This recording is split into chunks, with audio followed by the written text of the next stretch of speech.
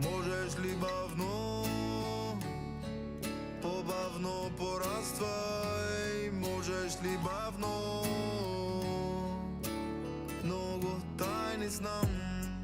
От войника съм научил, че всеки е син на дъщеря, но веднага си го спомняме, след като видим кръвта.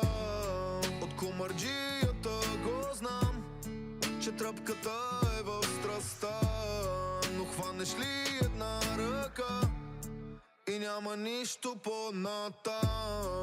От банкера даже нещо знам, всичко взима се с пари, но лягаш ли си вечер сам, значи плащаш със сълзи.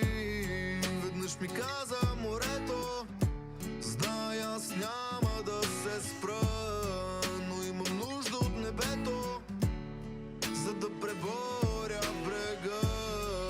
Там един моряк ме срещна и каза: слушай ме добре, на разколеваните мъже Господ им намира пристанище.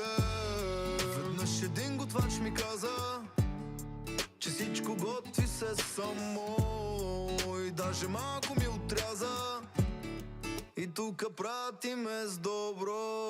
Можеш ли бавно, по-бавно пораствай? Още тайни знам.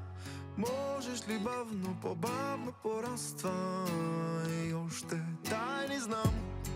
От огледалото научих, че грешно вижда се отпред-назад, ала няма нищо в прочие да се влюби в друг непознат. Веднъж говорих си с герой, беше моя любимец. Каза: по-добре е мъртъв герой, отколкото жив страхливец. Веднъж каза ми един баща как се прави болката на дим, да има най-щастливите деца е да обича майка им. Можеш ли бавно, по-бавно пораствай? Още тайни знам.